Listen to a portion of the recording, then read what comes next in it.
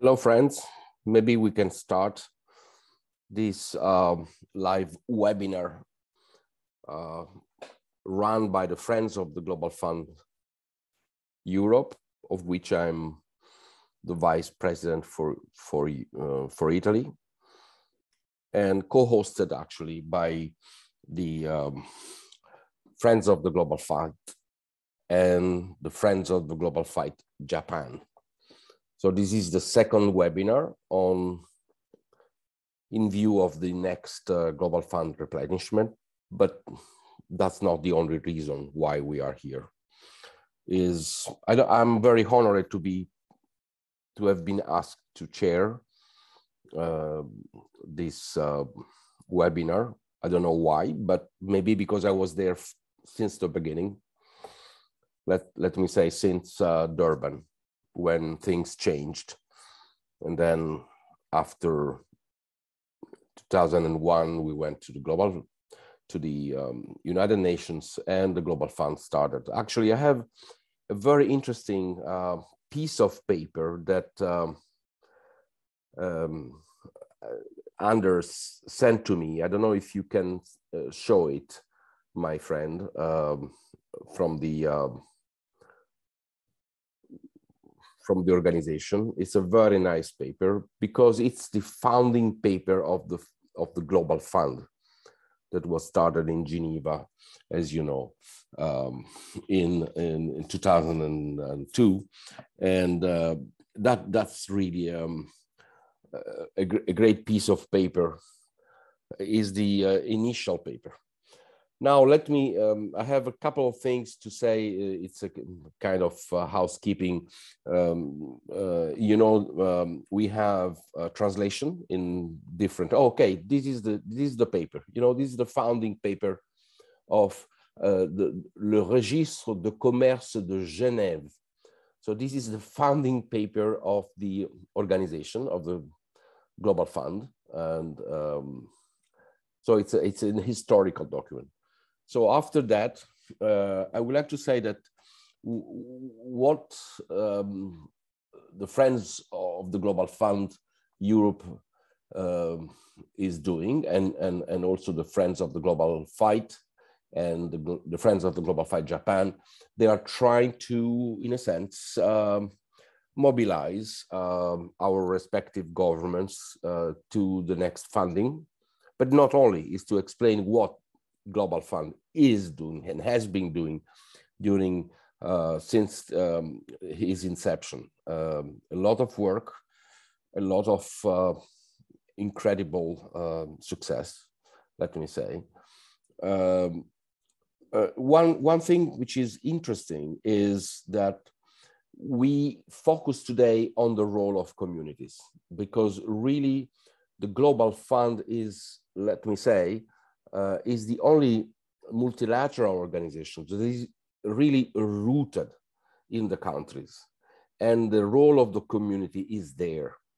And we know how much the role of the community has served for universal access to HIV, tuberculosis, and malaria drugs and resources and activities and research.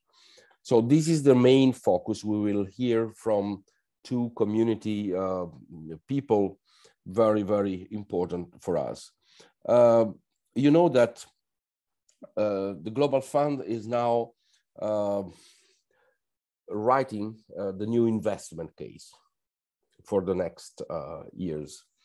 And of course, without losing sight of our goal of fighting HIV, tuberculosis, and malaria, I think we can carefully moving towards, let's say, from a silos approach to a kind of careful global response approach, which necessarily includes the community, necessarily includes the fight against COVID, because this is the issue today. But you know how much COVID has impacted on HIV, tuberculosis, and malaria fight. But of course, I really think that why the Global Fund is also working a lot on the COVID response and preparedness is because it works on capacity building, local capacity building, on health systems, but not only, on the laboratory improvements, and mainly on the role of the community. So, you know that there will be a replenishment conference after the summer in the US. It's a very important replenishment conference because we need to be bold this time. We need to ask because, you know, there is a move towards going a little bit away from the multilateral, and we need to stop this, and we need to say we need money to fight HIV, malaria, and tuberculosis, and also to be to help the COVID and also the next ones. And the only way is reinforcing health systems. So also for future pandemics, hopefully they will not come, but we need to be prepared. We were not prepared this time, we know. Let's be better prepared. And the way to be prepared is really to involve the community to this response. Just another housekeeping, there will be simultaneous translation in different languages, in Italian, French, German, and Spanish, and Italian, of course. Please allow some slight delays. Please help our translators. And so I don't want to take too much time out of this, but we need more commitment from the donors.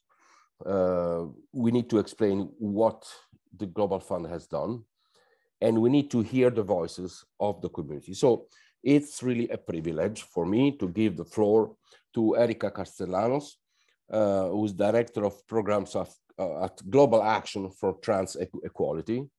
And she's in the best position to also introduce the next community speakers today.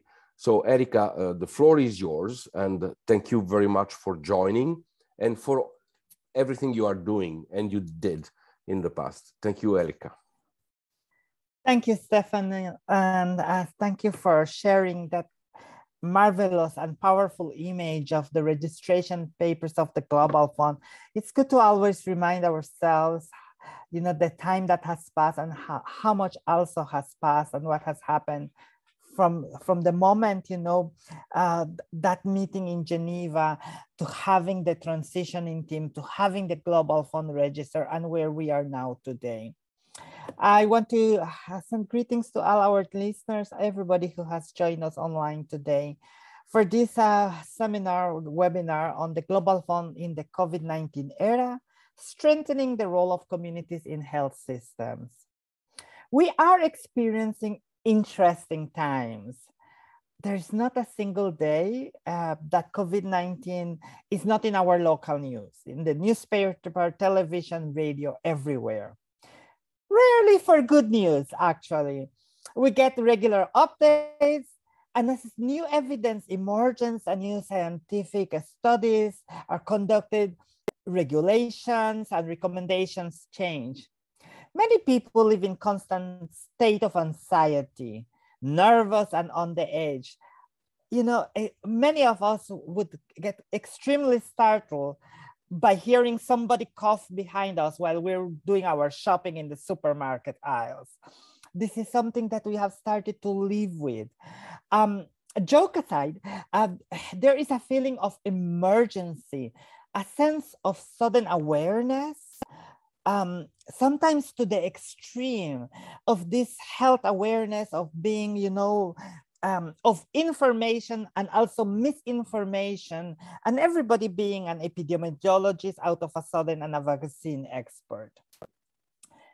All the current state of affairs reminds me of a time not too long ago, 80s and early 90s. Yep, we are talking about those early days of HIV.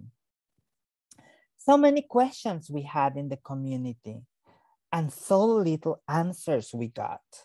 How much community effort in the form of advocacy did it take for decision makers to actually care and do something? Throughout the epidemic, communities have led the push for innovations. And yes, it has taken us on a very long path. The realities around HIV have drastically changed. When I was diagnosed in 1995, my doctor gave me only a few months to live. And you know, I actually proved him wrong, but I don't consider myself a survivor. That would be an understatement. I think of myself as somebody that thrives, but that didn't come easy and naturally.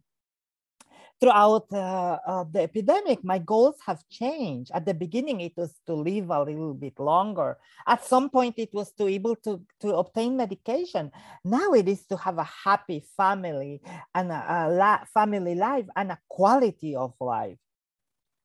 But it is the role of communities that has taken us where we are today. We should never forget that. And we should not discard the lessons that fighting HIV has taught us in the role that communities play in addressing epidemics. The Global Fund and its unique mechanism encourages the involvement of communities, and it's something that we should protect dearly. The new Global Fund strategy, which places communities at the center and also has a strong emphasis on health system strengthening, is an opportunity to continue advancing in the response to epidemics. Investments in community are investments in health systems. Community and community systems are an integral part of health systems, and they complement each other. Today, I am delighted to share this space with three amazing speakers with whom we will be further exploring the role of communities and how it fits into the new COVID era. So today we're gonna have Ms. Boutania El Oumari from the Moroccan Ministry of Health, Ms. Oun Quat from the Center for Supporting Community Development Initiatives in Vietnam, and Ms. Maureen Milanga from HealthCap in Kenya. I would like to remind you at the end, when the speakers answer some questions, we will have time for your questions and answers. So please keep your questions and answers, post them on the chat, and please submit them because we will try to address them as much as possible, given the time constraints that we have.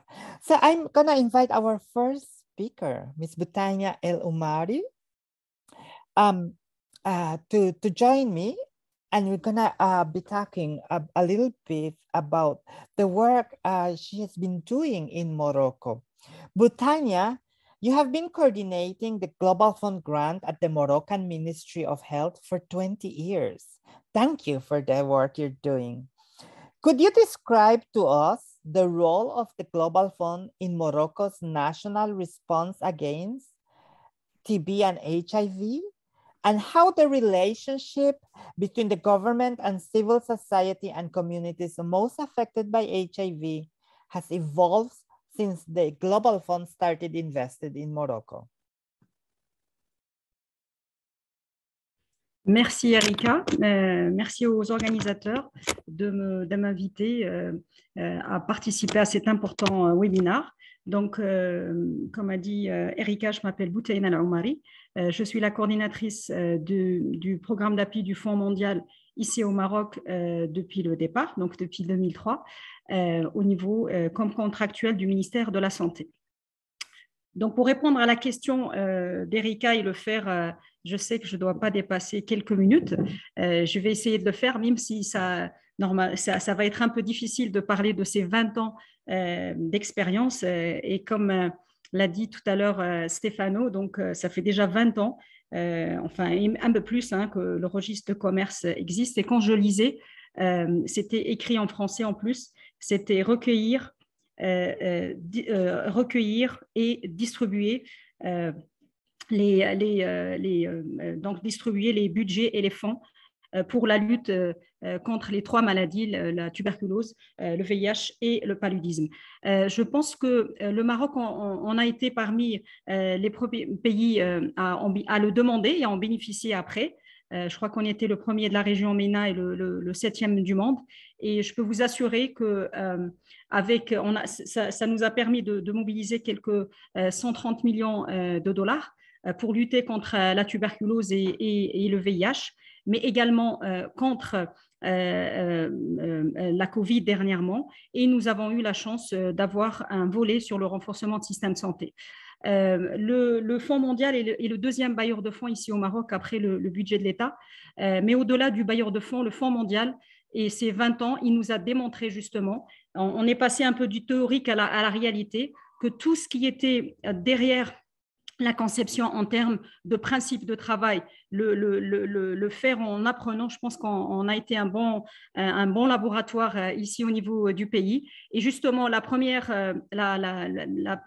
condition était de travailler ensemble au sein du CCM, du comité de coordination, où il y avait justement le ministère de la Santé avec les autres ministères, mais la société civile. Bon, la chance qu'on a au Maroc, c'est que depuis le départ, la société civile avait un rôle parce que, notamment pour le VIH, c'était assez clair parce qu'on a compris rapidement que le ministère tout seul et avec une approche médicale, on ne pouvait pas résoudre le problème. Donc, la société civile a été là depuis le départ comme partenaire d'égal à égal avec le ministère. Et donc, grâce à l'appui du Fonds mondial et à la mise en place du CCM, depuis 20 ans, donc on se voit régulièrement, au moins chaque fois par trimestre, pour discuter ensemble. Et la communauté, pour répondre à ta question, Erika, on n'a pas… Au fait, le débat n'est plus là. Quel est le rôle de la société civile? C'est-à-dire qu'on ne peut rien faire s'il n'y avait pas la société civile. Ça, c'est clair et net. Et on ne peut rien faire s'il n'y a pas les populations elles-mêmes parce que, oui, on peut parler, on peut comprendre, mais on ne peut jamais parler aussi bien de la chose et du problème que les personnes concernées elles-mêmes. Et cela a été démontré. Et moi-même, en tant que gestionnaire, je suis de formation ingénieure statisticienne et donc j'ai appris, je suis un peu, je connais un peu tout ce qui est volet management, mais le volet de la gestion de ce programme de santé, j'ai beaucoup appris des personnes vivant avec le VIH, des populations clés, de la société civile. Et ça nous a permis, oui, on a un cadre de performance, on a un budget à faire, on a des choses à faire, mais si, il faut le faire selon les conditions et les exigences du Fonds mondial, mais sans cette collaboration entre le ministère de la Santé et l'implication effective des personnes, aussi bien au niveau de la planification, et c'est ça qui nous a un petit peu, c'était ça le point fort, c'est que la planification stratégique a été toujours faite en impliquant la société civile dans les ateliers, donc avant même de démarrer, en discutant, mais également après dans la… That is very good, Boutenia. Thank you very much. And following on that, I first want to congratulate you for the involvement of civil society and hearing from you. There's no longer the misunderstanding. And talking about key populations and the additional barriers that they face in accessing health services during COVID-19 crisis. Could you describe these barriers and what was the government's strategy to maintain access to HIV and TB services throughout the COVID-19 crisis? Merci Erika. Donc justement quand la Covid était là, donc on pensait au départ qu'on allait tous mourir, tout le monde d'un coup, on ne savait pas comment ça allait se passer. Mais une fois ce volet dépassé, on a pu travailler justement ensemble pour rapidement avoir des réponses, donc notamment la délégation des tâches et la distribution aussi bien des médicaments pour au moins 3 mois, voire 6 mois, la distribution de la méthadone pour les usagers de drogue, en essayant d'aller même chez eux parce qu'il y a eu il fallait fermer tout cela, donc on a dû utiliser tous les moyens du ministère et avec le Fonds mondial et avec les autres, en travaillant avec les autorités locales et la société civile qui travaille au niveau du VIH et de la tuberculose a été plus réactif. Donc ça a permis de mobiliser et d'aller justement au niveau des prisons, au niveau des maisons des personnes, d'aller chercher les bénéficiaires, mais également au niveau des migrants. Donc il y a eu une grande mobilisation de la société civile et le ministère a fait des dérogations pour permettre que les produits arrivent, en tout cas tout ce qui est médicaments, mais également tout ce qui est, parce qu'ils sont rentrés dans une grande précarité, tout le volet d'organisation des paniers alimentaires et d'autres choses pour que les gens puissent se maintenir un niveau de vie adéquat avant l'arrivée pendant le confinement et même après, et ça continue maintenant, on est toujours en train de discuter et comme vous l'avez dit tout à l'heure, de voir un plan de gestion de risque parce que si on n'avait pas fait ça, je pense qu'on aurait eu beaucoup de soucis. On a travaillé aussi en tant que ministère pour s'assurer qu'il n'y a pas de rupture de stock des produits essentiels, notamment des ARV, le volet laboratoire, même s'il n'a pas travaillé comme on voulait au départ, mais on s'est rattrapé vers la fin pour assurer le suivi biologique et pour assurer que les personnes vont recevoir et la société civile a été d'une grande aide avec les communautés pour parler à ces communautés. On a essayé d'améliorer le volet communication, de profiter de l'appui du Fonds mondial pour le faire et ça a permis quand même de gérer globalement la crise sans grand problème et on n'a pas et la preuve c'est que les personnes ont continué à avoir leurs médicaments et leur méthadone ainsi de suite. Et je voulais juste Erika avant tant que j'ai la parole de dire que tous les efforts qu'on a fait vous avez le droit de le dire, vous l'avez dit tout à l'heure, ça a permis quand même de sauver plus de 27 000 personnes. Pas des survivants, moi je pense qu'ils sont comme au contraire, c'est des gens qui vivent bien, qui ont tous leurs droits, qui ont pu accéder à l'information et on a pu quand même éviter 50 000 infections. Et avec la Covid, on a démontré que quel que soit le problème de santé, si la culture de travail ensemble, en impliquant la communauté, si on a des principes de droits humains, de droit à la santé, on arrive à gérer quel que soit le problème de la santé et les principes de base de la création du Fonds mondial, mais également de la mise en œuvre, ont démontré cela. Voilà globalement. Perfect. Thank you very much. This is perfect. And thank you for the amazing work reaching key populations, the services, the adaptations that were made, and actually ensuring that it's not only a biomedical response, but also addressing a holistic needs of the communities. You mentioned, for example, access to food. Thank you very much, Hussein. And I'm gonna move now to the second speaker. This is somebody who is no stranger to the Global Fund and to the work of the Global Fund involvement of communities, Dr. Oanh Quat, Executive Director of SCDI in Vietnam. Dr. Oanh, a very long question for you. I'm gonna put it together, but you are the Executive Director of SCDI in Vietnam, an organization funded by the Global Fund that provides malaria services to remote rural communities. Could you describe how malaria impacts rural communities in the forest, the role of the community health workers, the community health workers project run by your organization, and how this project fits within the health system? Additionally, how did the COVID-19 crisis impact this work, and what is your vision for this project on the long run? Thank you, Erika. That's a very long question, and I will try to answer it in the time frame that I'm given. So let's first talk about malaria in Vietnam. Nowadays, in my countries, only few people get malaria. We have like a couple of thousand cases of malaria every year, but the concern is on drug-resistant malaria, and we are almost there for the elimination of malaria. But if we don't try hard, we won't get there, because only forest goer or farm sleeper get malaria. They are often out of reach of the government health system. They can only met in very remote places, and our government health worker will not be able to travel 50 kilometers, spend a day try to get to somebody who are deep in the forest, and many of them are not supposed to be there because the forests are protected forests. If they see a government person, they would hide, they would run away. So malaria is affecting the most deprived population, the poorest people who still have to live in the forest. So when we start to work on malaria, it is funded by the Global Fund under the RISE, the Regional Artemisinin Initiative.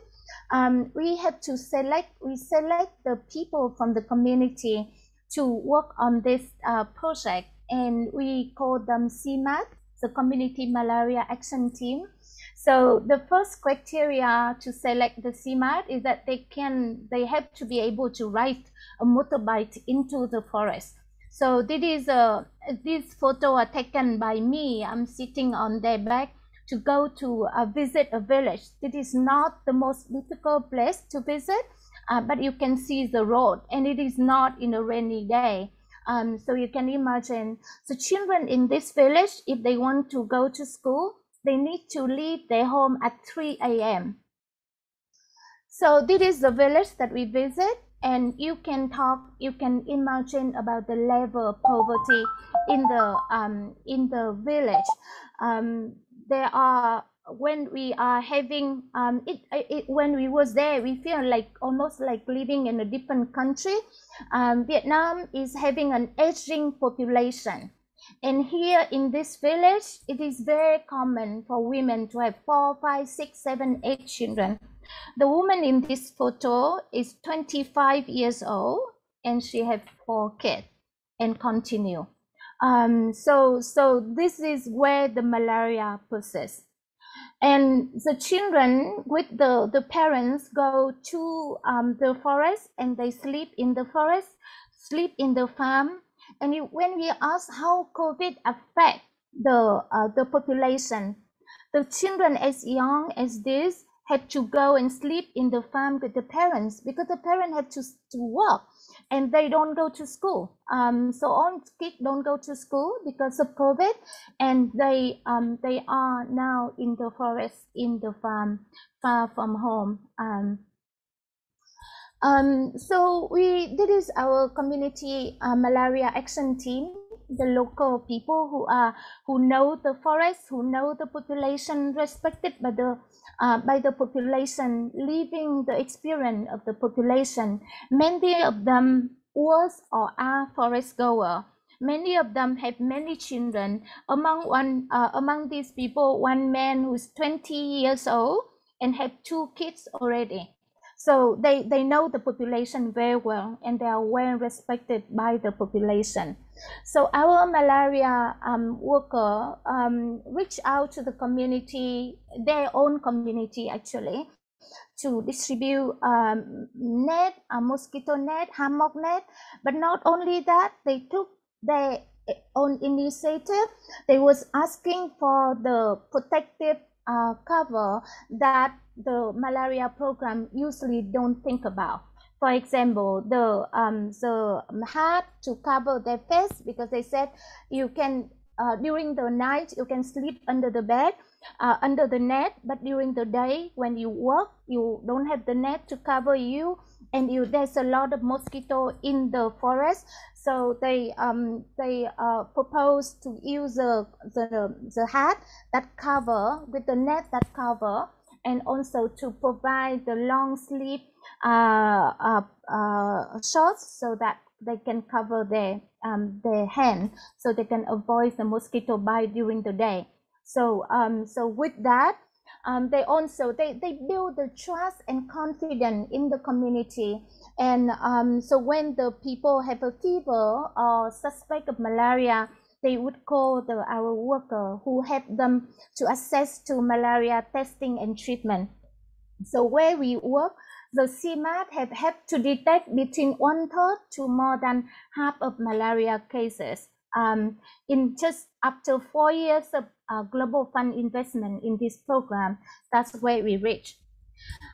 So when we visit one of the province, malaria province, to discuss about TB, the director of the local TB program told us that I dream of having a community network like the CMAT to work on TB. And in fact, they don't need to build another network. The CMAT are willing to work on TB. And this is a TB patient that they brought me to speak to. And this is a TB patient that they have had to have access to medication during the COVID lockdown. Because during the COVID, the TB hospital was converted into COVID hospital. So all the TB patient was out there in the community, and all the health workers are mobilized to work on COVID.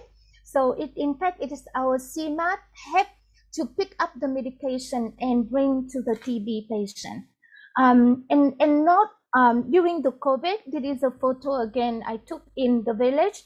You can see the status of the mask in that village, because without a mask, you fear of getting COVID, but also you can be fined. You can be fined for $150 in my country, or you can be refused to enter any place. So this is the mask that they use.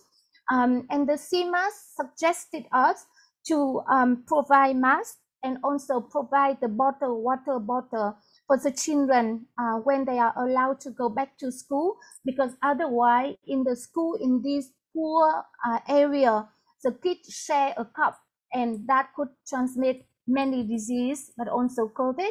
And many of the our CMAT worker now in fact become a member of the community COVID team, and so they are really in the center of their community response to COVID, to complement and support the health system in response to COVID, because they know the community and they are trusted by the community.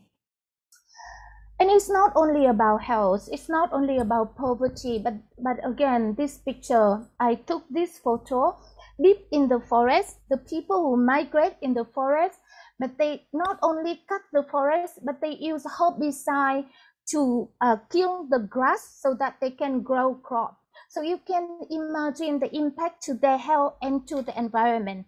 And this, again, you can look at the dog. The dog have no food, but they can living in the middle of the forest, but it was not able to catch any wild animal, because with all the chemicals that has been used, there's not even wild animal for the dog to fit in.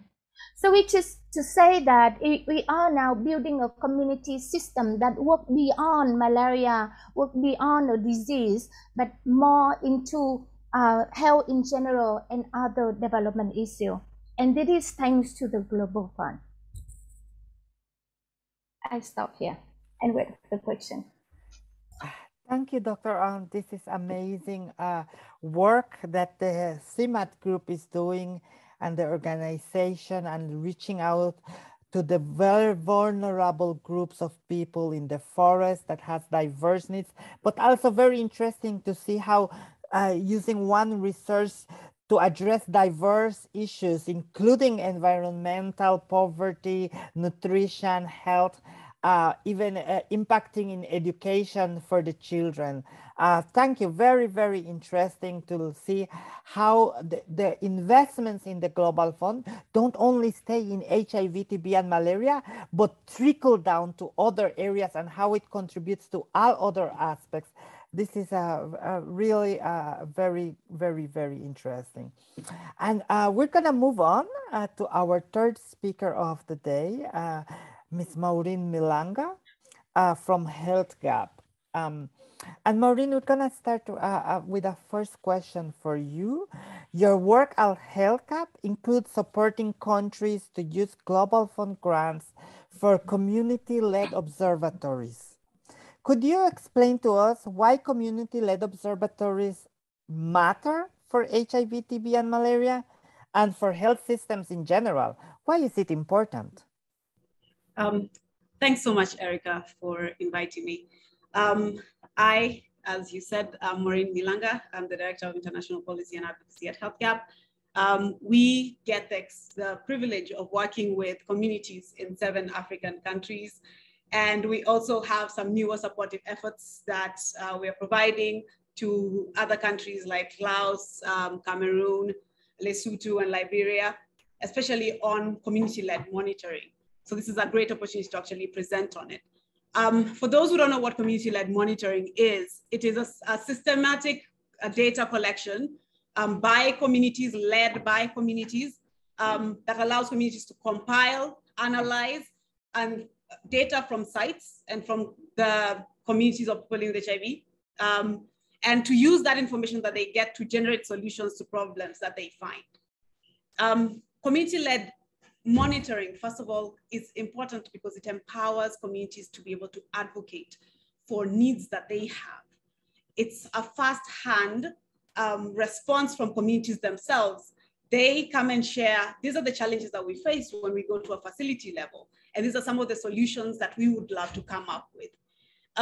Many of our countries currently are progressing to reaching the 95 goals. But our biggest challenge when we do this is mainly retaining people on treatment. And community-led monitoring empowers the communities themselves to tell us, to answer the questions about why some of our countries are lagging behind in achieving some of this, in achieving these targets, and also tell us some of the challenges that criminalized and marginalized populations are facing.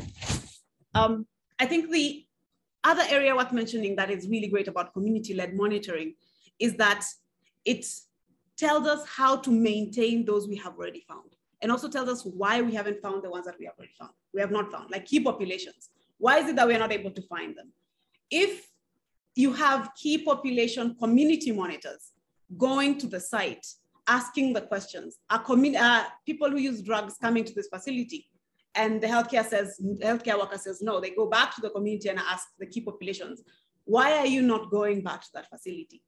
And key populations, because they are talking to peers, they're talking to people who they feel are safer to talk to, they're not getting judged, mostly use this space to answer the questions about, this is what it means for me to get quality services.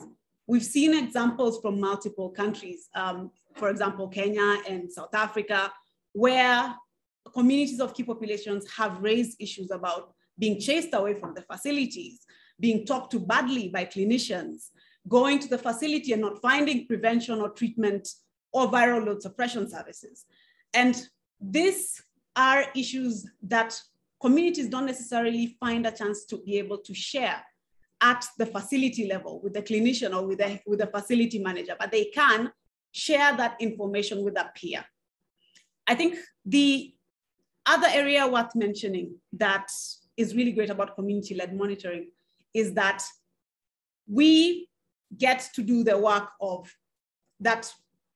When we come into rooms to talk to governments and to funders about why you should prioritize this amount of money or why you should put your resources here, communities are able to come and say, while you're putting money in X, you might want to put resources in Y, because this is the reason why people are coming in the first place. This is the thing that you should be prioritizing. Is it treatment literacy that you need more in your country versus this other thing that you've been prioritizing? Maybe, I don't want to give an example, but I think communities are able, coming into the room, will be able to be more empowered and share information that wouldn't necessarily be easy for ministry officials to get, for funders to get directly if they were to go directly to the various sites.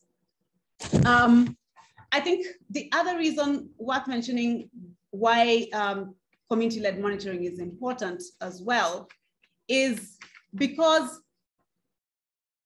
when communities collect this data, they're also coming in, like I said, coming in with solutions. They're coming in with reasons why this is important to share.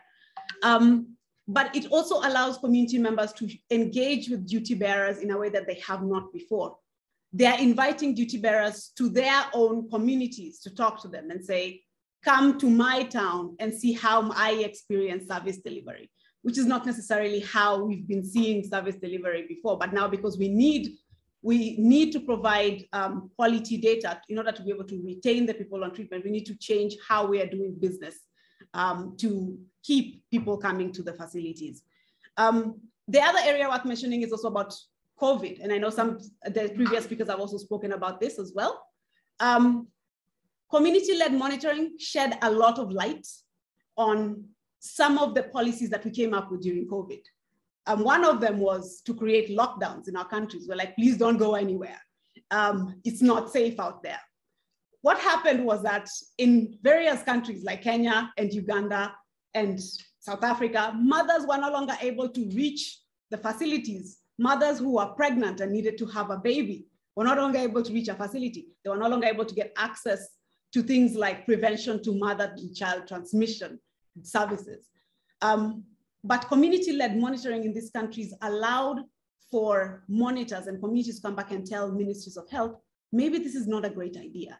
Maybe we need to have some passes that allow for our community members to still be able to access service delivery, even though we want to make sure that people are safe and people living with HIV want to be safe. I think these are some of the examples that I wanted to share about CLM as well. Excellent. I think those are perfect examples to see how community-led monitoring actually contributes to improvement of programs and services, and how they complement the work that the Ministry of Health and the government departments are doing, rather than looking at it as clashing. You know, many times people look at community-led monitoring as something like, oh, it's reporting, it's putting the governments on shame and just reporting on the wrongdoing. No, it's actually working together to collaborate, to close the gaps. And yes, sometimes you need to call out what is going on wrong so that it improves. So Maureen, thank you for sharing those. I just want to, you know, looking at the new Global Fund strategy and the emphasis it has on community system strengthening and on community-led monitoring in particular. What do you think it will take for the Global Fund to operationalize the plan? I think the Global Fund has rightly prioritized community system strengthening. It's a great effort because that's where quality programming is. Unfortunately, what we face in the countries that we are in is community-led interventions are normally starved of resources. They're very small. They're done at a small scale.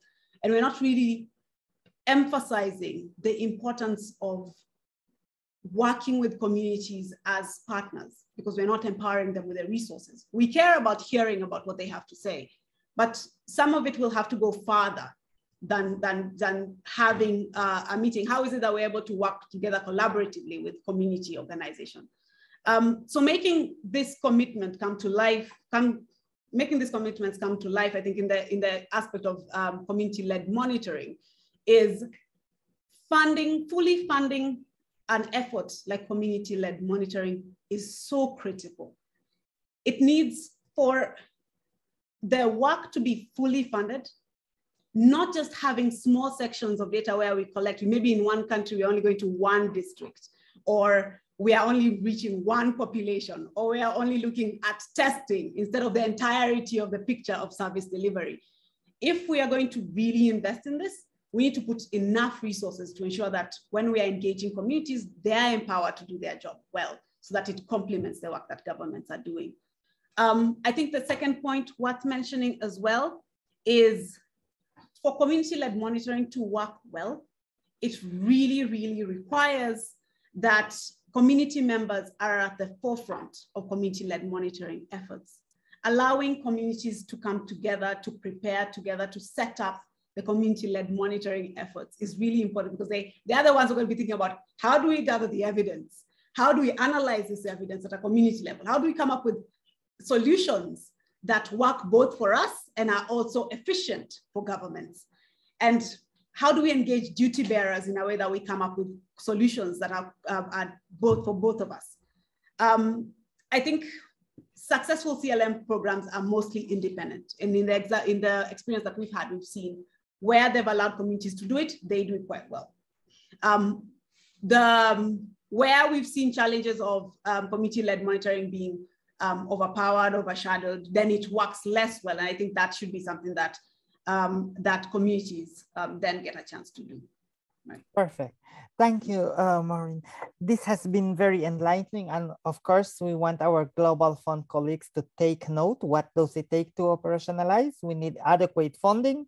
We need to make sure that the involvement of communities is present. And thank you to all the speakers. So right now we're gonna move to questions and answers. So if you have any questions, please make sure you can put them on the chat. But if you know, if you would ask me what it means to strengthen the role of communities in health system and how does this actually translate, it's taking these examples that the speakers have shared to us, it's adapting, it's involving, like what happened in Morocco. It's the CIMAT in Vietnam, reaching out to communities in the most rural areas, that the communities that are most in need. It's empowering communities. It's addressing very difficult issues that sometimes we shy away from, like criminalization. It's reaching the users, creating demand, generating data, and also it's also working together with governments, not against.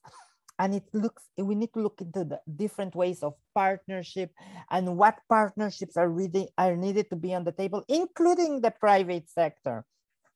So I'm going to open it to questions and answers. Please post your questions on the chat. I'm going to ask the three speakers to please come online so that the questions here be addressed. And we have one question already.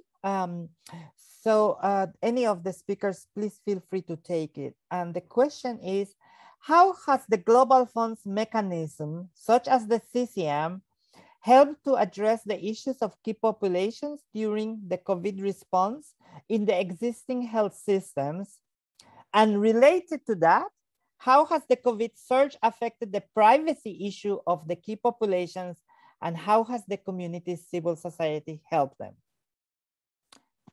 Any of the speakers want to take a go on this question? I can take. Please go ahead. Yeah. I think there's so the Global Fund and the CCM have the key population to address the COVID issue through, most concretely through the C19IM funding. It is not only about funding. It is about the process of discussing the proposal. So through the process of developing the proposal, that the issue that facing by the key population during the COVID was presented and discussed, and get for people to be aware that and start to address that. So I think that is very important. And during the development of C19IM, there are support from the CRG platform, like in our region has a Asia Pacific CRG platform. There's a Stop TB partnership, also having the mechanism, the guideline that have the key population and CSO in the country to develop our submission and proposal for C19IM. So that's extremely helpful. During the COVID, the issue of privacy is very important issue, and we had that experience, a bad experience when COVID started in a big hospital in the country. And because we followed the zero COVID policy at the time, so the country do the contact tracing very, very strictly. So that hospital had 5,000 patients, including two people living with HIV seroster in the outpatient clinic. So the list of everyone who came to the hospital in the 2 weeks before the outbreak was released to the local authority so that they can do the contact tracing. And the information was released together with the information like visiting HIV clinic. So when the communities got that information, they quickly alert one another and quickly alert us. We then contact to the HIV administration, and in 30 seconds, the director send an SMS to every director of the health program in the province saying, stop doing this. You are violating the law. So I think it's because the community are aware about their rights to privacy and confidentiality and link to each other and have a close connection with the government authority, so that can happen. It can stop before it gone too far. So Thank you. yeah. Thank you, Dr. Wan. And we have another question. What is your vision of the role of communities in pandemic preparedness? Perhaps Maureen, you want to go for that one? Yes. I think our vision for communities in pandemic preparedness is a role where communities come and play an empowered role. They become part of the response that we think about as countries. For example, the previous question about COVID, I'll give the example of Kenya. When COVID struck, of course, everything shut down. Nobody was able to access things, except in our country, we were able to be prepared because most of our key population programs, when I speak about key population, I speak about gay men, sex workers, people who use drugs, and transgender persons. In these programs, our programs are led by communities.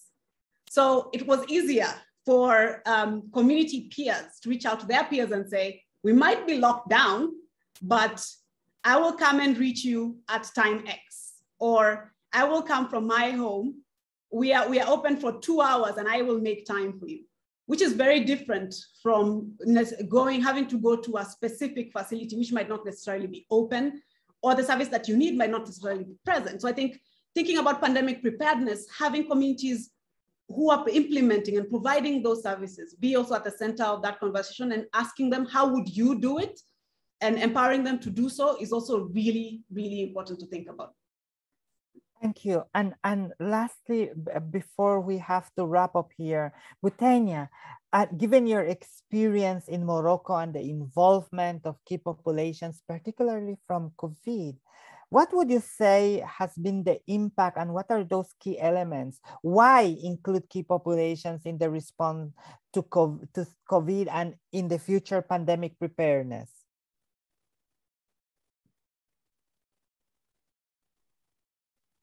Merci Erika, comme l'ont dit les collègues avant moi. Donc, justement, répondre à le fait d'avoir les populations clés qui sont mobilisées donc autour du CCM, mais également dans les sous-comités, leur participation, ils ont beaucoup aidé dans le genre de crise comme la Covid à voir rapidement les réseaux, dans leur réseau, à savoir un peu quelles sont les difficultés, quels sont les besoins, parce que nous, c'était, oui, le médicament doit arriver, mais au-delà du médicament, il fallait déjà qu'ils aient de quoi manger pour prendre le médicament. Et donc, et le fait d'avoir été en contact justement avec les populations clés, donc ça a permis de voir un peu quels sont les besoins, parce que c'est vrai que nous, on est dans la problématique du VIH et de la tuberculose, mais bien sûr, il y a d'autres besoins. Et donc, ça nous a permis de mieux comprendre, donc de mieux comprendre la situation, de pouvoir mieux y répondre, de répondre aux besoins réels, pas les besoins. Oui, c'est vrai, on fait de la santé publique, c'est vrai, mais c'est un problème un peu plus important. Les usagers de drogue, ils avaient besoin encore, bon, ils ont besoin de la méthadone. Ceux qui n'étaient pas sous méthadone, ils ont besoin de leur kit à injection donc unique. Donc il fallait un peu, grâce à la mobilisation et au fait que les populations clés soient entendues, soient écoutées, soient là. Donc, c'est vraiment un maillon très important dans le système de management de manière globale, de gestion un peu du programme. Et grâce à l'appui du Fonds mondial, justement, on peut le faire, que ce soit pour la coordination, que ce soit pour les moyens de communication pour y arriver, WhatsApp, Zoom, autres, que ce soit les moyens pour plus de transport pour y aller quand même. Et donc, voilà, donc, on ne pouvait pas le faire sans l'implication des populations clés elles-mêmes, et elles nous ont appuyé à être plus efficaces, plus efficients et à optimiser les ressources qui existent. Donc, c'est très important de les impliquer. Thank you. Thank you. And it has been such a delight to hear from all the speakers and these great examples on the amazing work that has been supported through the Global Fund and how it has been able to reach and impact the communities. And to be honest, we would be in a very different place if it was not by the work of the Global Fund in pandemic preparedness that has already happened throughout the efforts of health system strengthening health system strengthening and collaborating and making the responses stronger in the countries. And that is why I'm going to remind all the countries, all the donors, and those who are thinking to be a donor, or those who do not want to be a donor, to change their mind. All European countries and countries all over the world, take out your piggy bank, your checkbook, your wallet, your cash box, whatever, wherever you keep those euros and dollars or whatever currency you have, and make it ready for the 7th replenish. If you want to make a difference, make it sure that you contribute for the Global Fund 7th replenishment.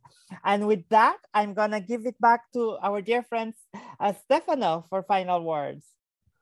Erika, thank you very much. I'm very honored to close this fantastic webinar, where we have seen the impact of community before the COVID-19. From my work in Africa, I know how much the community did for helping people to reach their drugs, for example. Thanks to the Global Fund, we started the community care programs. But also during the pandemic, we heard what has been the role of the community. And I'm pretty sure that the community is key. This is why I'm so happy that the new investment case of the Global Fund includes the community involvement so high. Because there is no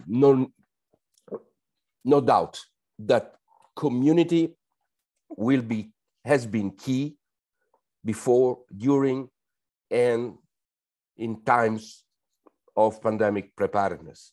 So thank you for your call, Erika, for donors to support the Global Fund, because I really think, look around you, is the only multilateral organization that really involves the community, which will be key for the current pandemic and for the next one, hopefully not coming. But in any case, it's key for all the, for the health of populations. So it's the only organization which is really rooted in the ground. So others do very nice things, but the Global Fund is rooted in the countries and into the community. So thank you everyone for attending. Thank you for giving me this final floor. And thank you, Erika, for your chairmanship. And thank you to the speakers and to all of you that are listening to us. Thank you very much. Have a very good evening or morning, wherever you are. Thank you. Thank you. Bye-bye. Have a good day, good evening, good afternoon. Merci, au revoir. Merci. Au revoir. Au revoir beaucoup, au revoir.